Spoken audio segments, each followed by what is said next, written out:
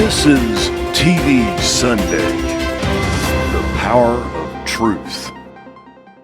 You will miss 100% of the shot you don't take. What's stopping you from being the best? Stop making excuses. Just find the new you. TV Sunday, the power of truth. Welcome to this wonderful show. Today I'm very excited because we have our one leader who served our community, our one community since a couple of years. And moreover, she was running for city council from District 21 for New York City.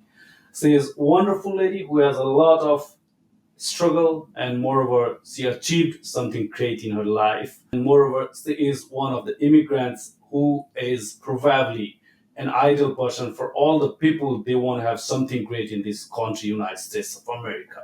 Let me welcome Ingrid Gomez. Now, I would like to say she is a full-time social worker. Thank you very much for joining us, Ingrid. It's a great pleasure for you to welcome. Kiran, it's a pleasure to be here with you. Thank you so much for the opportunity to interview with you and to speak to the Nepali community. We love you so much. Oh, thank you. Yes. I have a lot of love and respect for the Nepali community. Believe so. And our community were united when you were fighting for city council. I did have the honor of running for city council to represent District 21, which includes Lefrak City, Corona, East Elmhurst, and Jackson Heights. Right. So it's a very big district, and I had the pleasure of going to Lefrak City and talking to the Nepali community there. Yeah. And it was a wonderful experience. So, would you mind to summarize your experience exactly? What was your key experience running for city council? So I've been living in Corona for the last 15 years. Okay. And Corona, as you know, is a community that is in need of a lot of resources. Of course. And it's a working class immigrant community. And it's really one of the communities that was struck hardest by the pandemic. Of course, yes. And there, I believe in our, even Lefrak City being one of the tallest tower. Lots of people were there, and we even didn't open the door for a couple of days. Right. It was horrible situation. You really understand better. Yeah, it really was a horrible situation. Yeah. We saw so many people get sick. Thousands of people got sick, and hundreds of people died. And so, we had that tragic loss of life, and people lost their jobs. So having a community that is already in need, that's already vulnerable, be impacted by the pandemic, and the losses were incredible. So, I think that because of the way things have been neglected in our community, we were more vulnerable, to this pandemic. And so I wanted to represent our community, to bring it the necessary resources, whether that be food. We needed basic things, food. Some people have, of course, like I mentioned, lost their jobs. So we need jobs. We need more schools. We have the most overcrowded school district in Queens. I believe so. So there were so many reasons why I wanted to run for and win this seat. That's really what started my interest, is really to serve the community and bring it the resources. What did you feel when you were out of race? Yes. Yeah, sadly. I don't want to use exactly that word, but yes. Are you still in race? I'm not. Not, right? No, it's the primary was on June 22nd, and sadly we lost. We came in second place, so we were the runner up. And so very proud of the work we did. We fought hard. We got major endorsements. We got endorsed by Brad Lander, who's the who will be the New York City Comptroller. And we got endorsements from Met Council on Housing, National Association of Social Workers, Queens Ledger newspaper, Queens Latino newspaper. Yes, of course, and several other progressive You organizations. were everywhere in media during that time. I don't know how fascinating was that. That was, yeah. All the media were, all the eyes were on you at Right. that time. So we were interviewed by New York One, Noticias, Yes. in Espanol. Yeah. And that was a really great opportunity course. to be introduced to the community, especially that in our community, the majority of immigrants are Spanish speaking, right? They're from Latin America. Yeah. So that was an honor to be able to be interviewed. They came to my neighborhood. We got to walk around, and I got to show them, where I live. So that was an excellent experience. Yeah. Yes. What do you think? Do you continue this process, or do you continue involved in politics? I think right now I want to focus on community service and continuing to serve in various capacities. I work in the community as a mental health therapist, as you mentioned at the top of the show, and I work with young children, ages 3 to 5. Right. It's a pre-K center, and I also serve outside of that pre-K center. Mm-hmm. So these children are mostly from our community in Corona, and they've been going through so much, right? Not only with the pandemic, but before that, dealing with poverty, dealing with domestic violence and other trauma. So I want to continue to serve in that capacity. I'm also a board member of the Elmhurst Hospital. Yes, Community Advisory Board. Yeah. And Jada Bastola, who's also a from our community. Prominent Nepali community member. He and I serve on the board together. And what the Community Advisory Board does is basically we are the liaison between the hospital and the community. So whatever's going on, with the hospital, we're able to talk to our community members. Right. Especially now with this pandemic, there had to be more communication about vaccinations, about women's health care, children's health care. So there is that position that I'm very privileged to have, and I want to continue serving in that capacity. Do you think that you will run again in 2022 or 2023? I don't know. To be honest, I don't know if that will happen. I just want to continue to serve in other capacities at this time. Right. If anything changes, I will let you know. One thing that we want to know that what makes you to involved in politics and running for election? Yes. What is the story behind it? Yes, there's definitely a story. Of course. So in 2015, my brother, he's my middle brother. Right. He ran for office. How many? 3 brothers you have? So there's 2 younger brothers, and I'm the oldest. Oh, yes. Yeah, okay. so 3 of us in total. Okay. And my middle brother, he ran for office for city council in the Bronx. 15. Yeah, in 2015. Yes. Well, he started his campaign in 2015. Okay. And I helped him build the campaign, and in 2017 was his race. Hmm. So sadly, he did not win.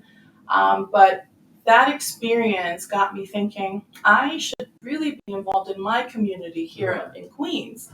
And of course, in my community of Corona, Queens, right? So I began to look for ways to serve, and I connected with the community board for Queens. Oh yeah, you were advisor there? Yes, I was a board member there. A board member, yes. And I served in the capacity of chair of the Youth Services Committee. Great. Yes, and so that was a great opportunity to also organize different events like youth resource fairs, connect with the public schools to let them know that we are a conduit of services, information, and resources for public schools as well. So that was a really wonderful experience to serve as the chair of the Youth Services Committee. In 2018, there was a very dynamic, very interesting candidate that you may know, Alexandria Ocasio-Cortez. Oh, yes. So she ran for office. She's a political celebrity now. She's a celebrity. Right. And I was really taken by her message of change, and I saw how courageous she was to run against an incumbent, right? Who was very powerful incumbent. Of course. He was in office, Crowley was in office for like, I believe 14 years. Yeah. And I think maybe a little more. And so for her to say, I'm going to run, I'm going to represent our beautiful community, which is largely immigrant community, right? Right. And when she won, it was so inspiring to me. I helped in her campaign and I supported in any way I could. And so when she won, that gave me like the push, the encouragement. the encouragement to run against an incumbent, Yeah. which I did here in 2021. Yes. So that really, to me, started the wheels turning, right? Like, I can do this. What is the most inspiring fact you found on AOC? Like her courage or her strategy or her talent? Right, yeah. What is exactly you found on her? Because I'm also really fascinated with her and the way she win the election. Right. It was a really, big shock in the United States. Even the New York Times wrote that this is one of the biggest shock in the political history in the United States. Mm-hmm. Our victory is something shocking for it was. people. It shocked the even political establishment. Yes, political establishment, political pundits, media, everyone saw. Yes, I So agree. would you mind to comment something that how it became possible? And of course, I'm speaking as someone who became a supporter because I was so incredibly impressed with her way of explaining the issues. She got a really good grasp of what was happening in our communities. The issues of housing insecurity, of housing affordability issues. Right, it's very expensive. Also, what was happening with like the previous presidential administration where immigrants were under attack. Yes. So I saw her as someone who was really pro-immigrant and pro-working class. Pro-working class. And so that really inspired me. Her message, her way of explaining things. Even she was working at a bar, as a bartender, right? Yeah. When she won the election. That's right. She was a bartender. That's how, my mother, she was a housekeeper at a hospital and a power plant before that. And so I know what it is to struggle, and AOC's story is also one of struggle and of course success, right? Do you think that the money she raised is one factor? She got elected? So the first election, she raised, I want to say, I think approximately 200,000, I think, in total. Only that? Yeah, and for a congressional race, that's not very much. That's not very much because I think her opponent raised $1 million or maybe more. Yeah. And it's about $1 million at least to run for Congress. So she was able to really. She was able to win and shock, like you said, the political establishment. Yes, when you said like 200,000, something like that, I remember one statement made by President Obama: "In this country, you don't have to be wealthy to fulfill your dream." That's right. Right. That's right, and that's what I think reflect on her message. as well. Yeah, that's a big message. Yeah, it's an important message for us as immigrants. Yes, and you were relating to that story to yourself, like you were how you were encouraged to involve in politics. Yes, that's right. That's right. Yeah. So I saw, again, how she was able to fundraise, how she was able to be a powerful communicator, and really, again, she worked so hard. She knocked doors. Her shoes were like at the bottom. The soles were worn out. I think her shoes are going to be in a museum one day.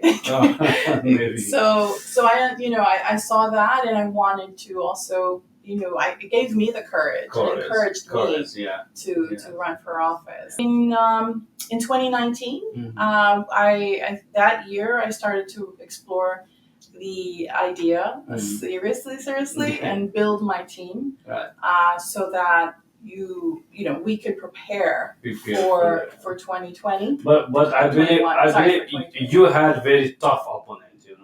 Yeah, he was, he's an incumbent.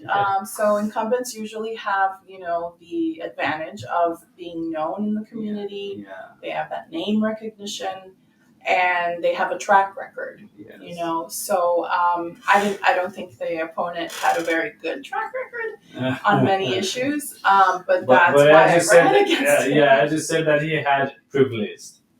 Yes, he had that advantage, right? Advantage. Yeah, for sure. And he's privileged probably too. Yeah. Yes, both things. So So I believe that you are not disappointed with the loss, right?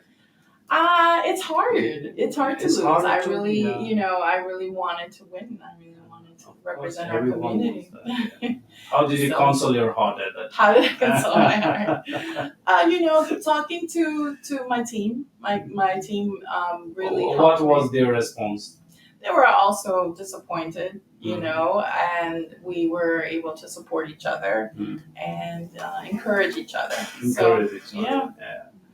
And But- resting, I'm resting. I'm taking a little bit of a break. That means keep So- fighting or what? Absolutely, I'm not gonna stop fighting for our community. Okay, Yeah. Gomez, it's I know that if we talk regarding politics and your Yes. involvement in community, it will be couple of episodes.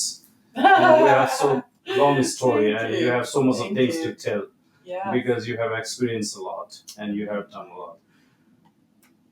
Let's discuss about your professional. You are Oh, mental yes. health therapist as Right. well. Right. Yes. So what is that exactly and what do you do with that? hmm So I went to my professional experience and background is social work, Mhm. and I got my master's in social work Yeah. at Hunter College School of Social Work, Right. and then I did a specialization in family and couples therapy. Right. So that was at Ackerman Institute for the Family. Right. And that gave me the skills and experience to bring to the work that I do today, which is I'm working with children and their families. A lot of the children I work with have experienced traumatic events. For example, they've seen violence, they've seen domestic violence, they've Right. lost a parent, Oh. to illness. We have, families who've been separated because of deportation issues as well, poverty, a lack of resources, all of these things. So these are very vulnerable children, very vulnerable families. And what my role is really to help with their trauma. So processing trauma, being able to, come out of it as strong as possible. So we talk about the traumatic events, and we also begin to heal, right? When we share our story with someone else. Children are very young, so they don't speak the way obviously we do. But a lot of the play therapy, I do play therapy with them, and so they're able to express their trauma through that. That is a charity?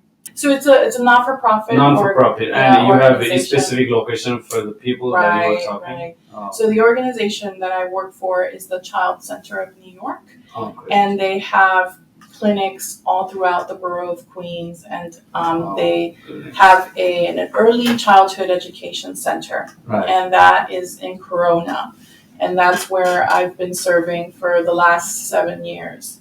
So it's been a real honor to be able to work in our community. I believe you are quite satisfied, right? Because you could serve the community. Exactly. So- Exactly. Yeah, that's So really tremendously important. Your childhood story as well, as I read on your website, that's Right. quite a struggle. Yeah, I was born in Colombia, Yeah. and I came to this country when I was 7 years old. Right. My mom immigrated here to the Bronx, and we lived in the area of the South Bronx that was really impacted by poverty, by drugs, by, the neighborhood had been decimated because in the 70s, and there was a lot of destruction, fires, and all of that. So the buildings were like crumbling. It was really, tremendously impactful as a child to see this, to see a community struggling so much. And so I think a lot of my inspiration comes from where I was raised, right?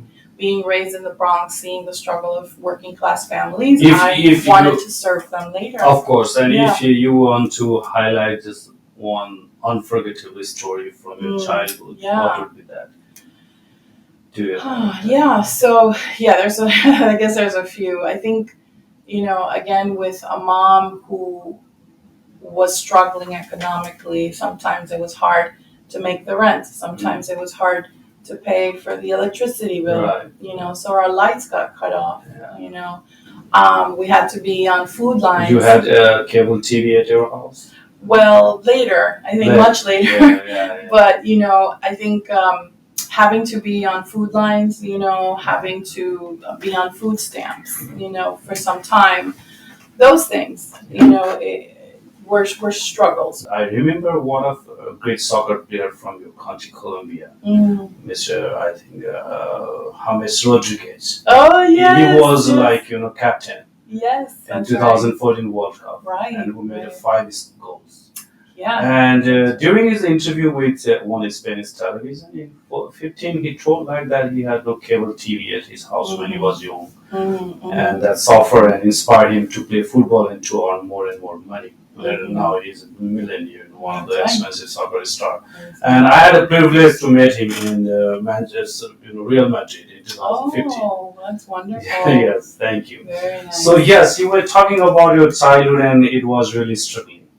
Yeah, we struggled for a long time, and again, I think that's what shaped my life, right? In that I wanted to help families like mine, who were immigrant families, who have very little resources, who are new to this country, who don't speak the language. That was my experience, right? And at some point too, during my childhood, I was separated from my mother because of immigration issues. Yes. Right. So I had to go back to Colombia with my 2 brothers while my mom stayed back in New York, in the Bronx, because we had to fix our immigration status. Yes. So she had to work on getting our immigration status fixed, and then we were able to come back to the U.S. Yeah, so we were separated. How long you were separated? For about, no, not that long, thankfully. It was about 6 months or so. Yeah, we stayed, it's a very short time. We stayed with relatives. Doesn't matter how short, but separation is it's painful. It was, I gotta say, because what happened was we were in the beginning of the school year, and we had to leave until the following year. And so because of that, I didn't have the opportunity to get the salutatorian honor. So that means salutatorian is when you get the second place in school, because valedictorian is the highest honor and salutatorian is second. And so because I was away from school, they didn't give me the salutatorian. They said, "Oh, you have good grades, but because you went to Colombia for 6 months, we can't give you the honor." So I lost that opportunity, sadly. But, we came back to my mom. That was the most important thing. We were reunited as a family. Yes, of course. And what is the lesson that you want to, share with the people? Yeah. Follow your dreams. Follow your dreams. Work hard. Never give up. I think in running for office, I saw that my fear was, can I do this? Can I assemble a team? Can I raise money? Can we get, media attention? And we were able to do all of that. I had a strong team who really put it all together. It helped me put it all together. So, yeah, even if you're scared, do it anyways. Yeah. If you have a dream, go for it. Don't give up. And that's what I really learned. But if we talk for many people, when they fear, they give up. Yeah. That's different on them and you. Well, I think everybody has that in them, where they just have to push through the fear. Do it anyway.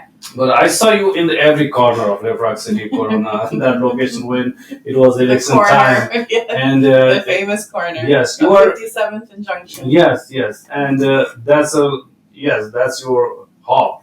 Right, that's my hub. Most of the time, and you and your volunteers were there, sharing a pamphlet and something like that. You are a wonderful speaker. I have seen somewhere in your, election campaign, but you won the heart of people. I believe so, because everybody who are living in that district, they love you. Oh, They like you. The way you attempt is something inspirational for most of the people. thank you, thank you. That is really wonderful to hear. I think that if you were doing this work, you have to do it because you love people Yeah. and you want to improve the lives of your community, right? So I think people can sense that, you know, they can sense it with their heart. They know that, okay, this person's real. You know, she's not just about talking, or she's not just about getting power. You know, some people are very selfish and they want to do this because they want the power, the fame, the notoriety. But I just want to serve, and I just wanted to make my community better. Yes. You know, and I can do that with a title or without a title. Yes, of course. And I saw you were somewhere hanging food pantry to the families when they were suffering during the pandemic. That's right. Yes, that was incredible support. Thank you. Yes. So when early in the pandemic, maybe month of April or May, right? Yeah. There was still not enough support for our families. They were running out of money, right? Because people were unemployed, so they needed food. So there was an incredible group of women actually who got together and organized what was called Queens Mutual Aid. And out of Queens Mutual Aid, I and a couple of other volunteers were part of Corona Mutual Aid. So it was an offshoot of Queens Mutual Aid. And what we did was we were able to purchase groceries and with money that was raised by GoFundMe. By something like GoFundMe. Yes. So I think that was the time before government announces any services or any facility, right? Right. Yeah. Exactly. Maybe it should be 1st of April or end of March, something like that. Exactly. 1st April, probably. Exactly. Yeah. So it was something like GoFundMe. There was another name of it, but that's the idea. So people would give money, and then what we would do is purchase the groceries, pack them up in bags, deliver them to the homes of people who were sick with COVID, or people who had young children and were afraid. They were afraid to leave their homes. So that's the service that we were able to provide the community when government hadn't kicked in yet, when government had not done anything, you know, at that point. Of course. Yeah. And Ingrid, it's our great pleasure to have you in our studio, and we are about to end this wrap up the show. And eventually, I would like to know that one of the young, dynamic politician and social worker you are. And maybe lots of people have inspiration from you as well. You are an inspiration from AOC. What are the things that you want to tell people to involve in politics? Is it important? As a volunteer, as a mentor, as a coach, helping. Doesn't need you have a title. You don't need a title. You don't need to be a politician, right? But if you want to be, go for it. Go Work hard. Meet people, talk to your community, find out what are the needs in this community. How can I improve the lives of the people here? So that's the heart of service, having a heart of service, right? I think it's the most important thing. And if you want to pursue politics, it's hard. It's a tough field, but I think, again, do it, despite your fear, do it. Despite the obstacles, do it. So I encourage younger people. I want to encourage younger people, people from all our communities in our district, which is so diverse, to go ahead and run for office. You can run for city council, you can run for assembly and senate, and higher Congress. So yes, do it. But one bitter truth that I want to tell is, for the people from minorities community, it's very hard. Right. I think it's tough because you don't have the money or the connections, right? So you have to build the connections, and then you have to ask for money, and just. Do you think any Nepalese, folks can run for office and he will win it? Of course, I think so. Absolutely. It's very the hard. Community in Lefrak City, that the Nepalese community is strong, and the Nepalese community is interested in building political power. Right. So I would say yes, absolutely yes. And I see that with your community leaders, being involved in community board, being Right. involved with the hospital And community library board, as well. and the library, and just prominent positions, right? So I think I would love to see, Yes. you know, a Nepali leader. Do you support if they decide to run? Of course, Yeah. yes, That's absolutely, amazing. yes. Of course. Yeah. So eventually, what's your future plan now? I just want to continue serving Yes. in whatever capacity, and again, as a volunteer, as a community advisory board member of Elmhurst Hospital, as someone who's organizing, you know, whether it be organizing for food or cleaning up the community, because Right. we need to do that too. Of course. Community cleanups and supporting young leaders. Young leaders. That's what I want to do. Support Yeah. the next generation of leaders. Thank you so much for joining Thank us. you. Thank you Namaste. so much. Namaste. This is TV Sunday, the power of truth.